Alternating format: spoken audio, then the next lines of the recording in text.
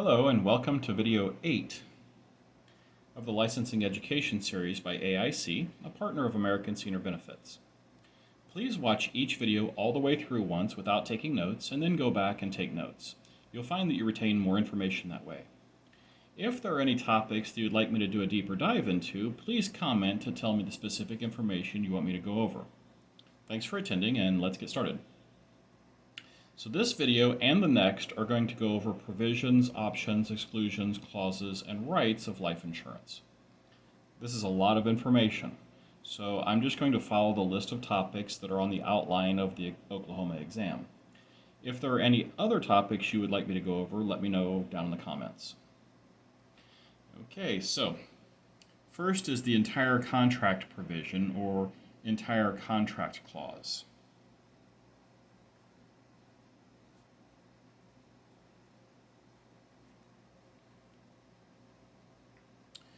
This states that the policy and the application for the policy, which is attached to the issued policy, creates the entire contract. So it's the issued policy plus the application. That creates the entire contract. Only an executive officer of the insuring company can change or amend a contract.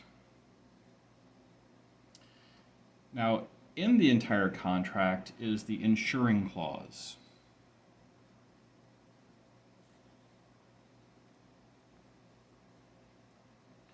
Basically, that says the insurer will pay the insured's beneficiary when proof of death is received. It's the part of the policy that tells us who's insured, who the beneficiary is, who the company is that's doing the insuring, the amount of coverage, the mode and amount of premium, and the effective date of the policy. Now, if there's no named beneficiary, the benefit would then be paid to the estate. So it tells who's insured, who gets the money, the beneficiary, what the company is that's doing the insuring, the amount of insurance, how the person's paying for the insurance, and what's the effective date or the start date. Okay, next is the free look provision.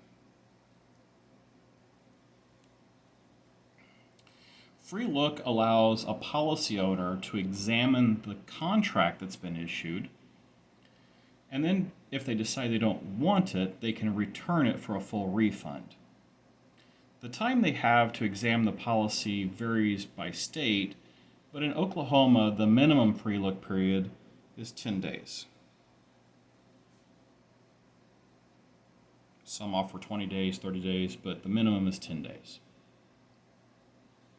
There's also an incontestability clause.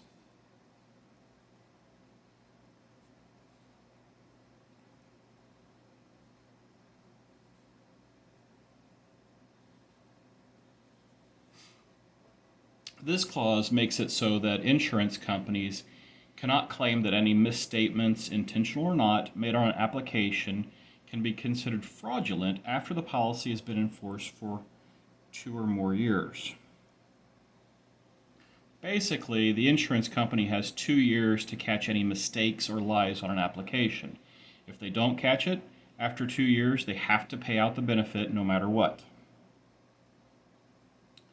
The fraud rules for life insurance are different than for general law in that after the 2-year contestability period, there can be no claims of fraud. There's also usually a suicide clause.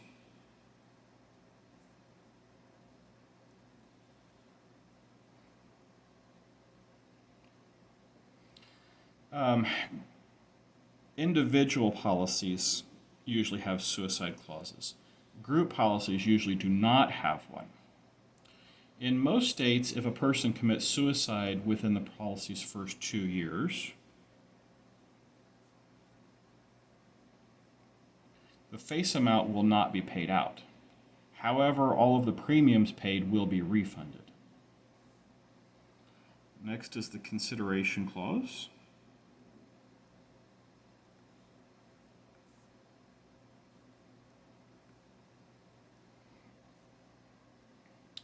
This shows the value that each party brings to the contract. The insurer's consideration is that they will pay a certain amount when the benefit is triggered, for example, upon death. The insured's consideration is that they will pay a premium. So, a death benefit versus a premium. These two considerations are unequal, and one party doesn't have to do anything until certain conditions are met. So there's a special name for that, and that's called an aleatory contract.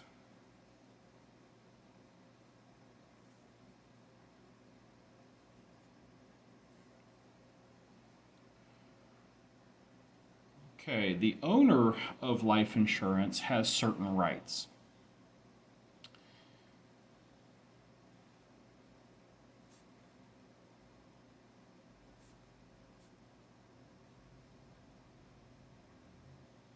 So there's certain rights of ownership.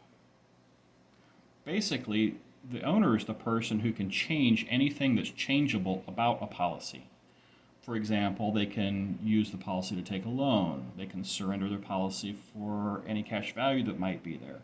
They can assign the policy. They can change the premium if it's changeable, or change the beneficiary, or whatever. Beneficiaries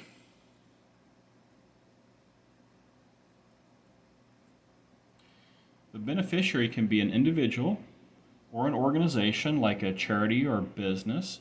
It could be a trust. It could be an estate. If a minor is made the beneficiary, problems could arise if it's not done correctly, since a minor isn't legally competent.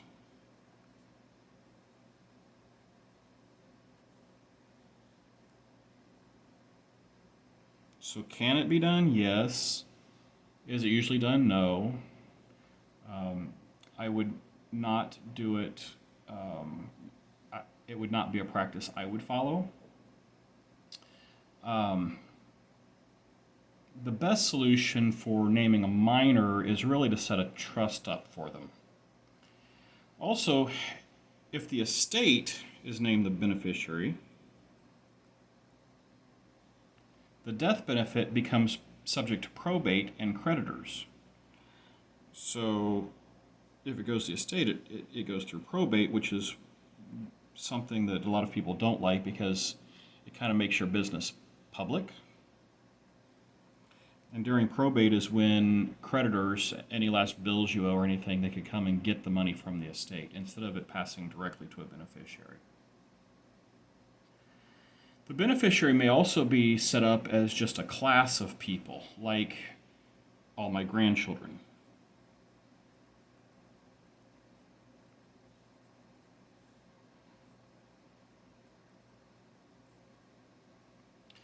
If the policy owner wants the benefit to go to their descendants, like their grandchildren, they can choose to do that per capita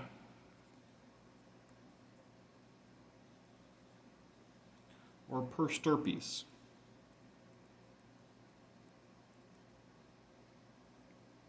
Per capita means per head. Cap, like ball cap or decapitate. Those are all related to the head. It means that each named descendant that is still alive will split up the proceeds. So if 5 grandkids, each would get 20%. 4 grandkids are left because one died, each would get 25%, etc.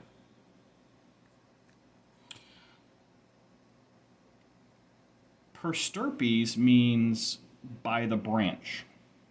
So if per stirpes is selected, the proceeds will be split among the living descendants and the branch or descendants of any dead beneficiaries.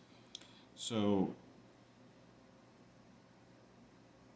if all 5 are alive, again, they would get 20% each.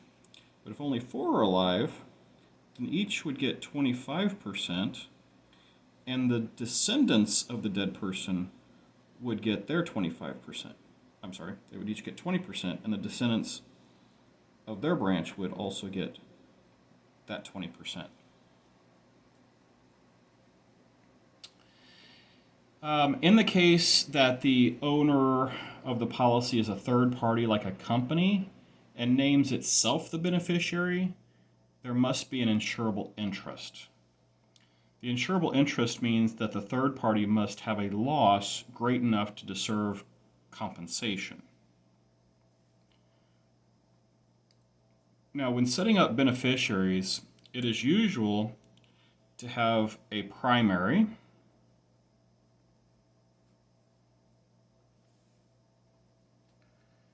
and a contingent.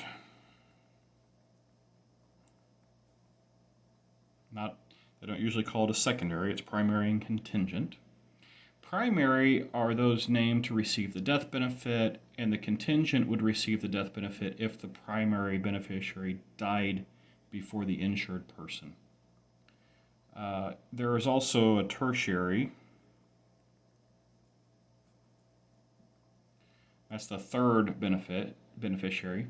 That person could be named, but usually that is the estate.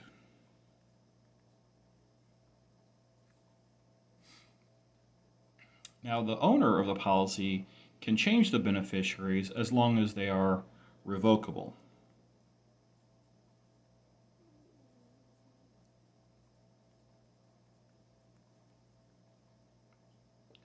In some cases, the owner makes the beneficiary irrevocable.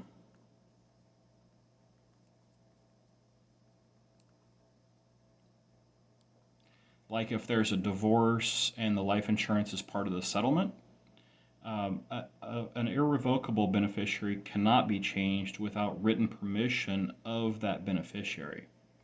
The owner also can't assign, cancel, or take a loan against the policy without written permission from the beneficiary. There's also a common disaster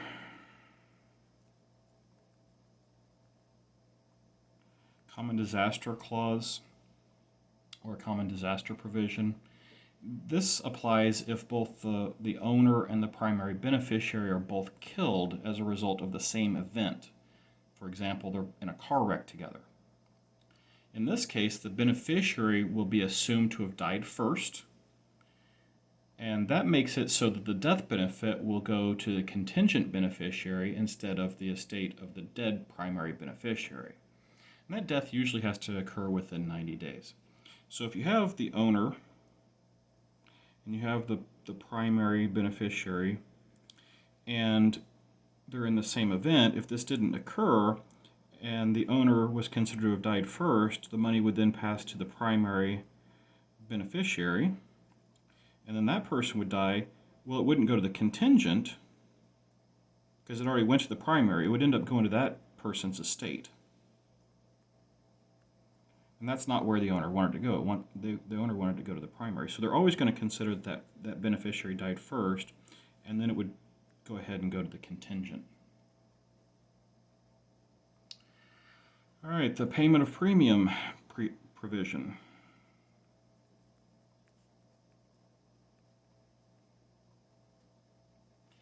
This states how and when a premium is paid. Usually in life insurance, premiums are made in advance and are usually made to either the home office or to the agent. It also specifies the mode.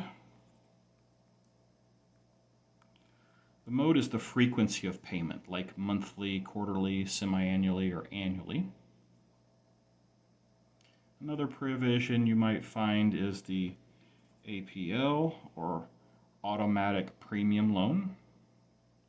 If the life insurance has cash value, that's enough to pay a missed premium, and the policy has the APL provision, a loan will be taken from the cash value to pay the premium and will continue to do so until the cash value equals zero and the policy ends, or the policy owner starts paying premiums again.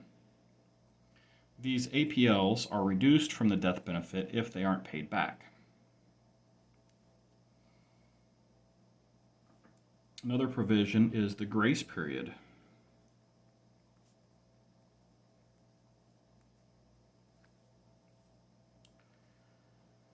This applies if payments are missed. During the grace period, which starts after the due date of the premium, the insurance stays in force even though the premium hasn't been paid. If there's a death benefit paid during the grace period, the missed premium would be deducted from the death benefit. The grace period is usually 31 days, but in Oklahoma it's actually 30 days.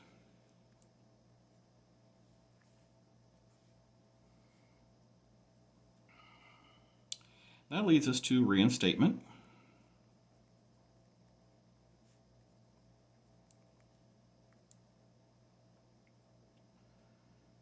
If the policy lapses, the insurer may allow the policy to be reinstated if it's done within 3 years. The insurer would have to prove insurability and pay back all of the missed premiums during that time. The 2-year contestability would also start over. They'd have a new one.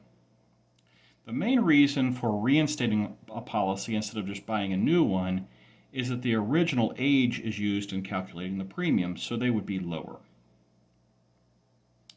Okay, so that is the first half of provisions, options, exclusions, clauses, and rights.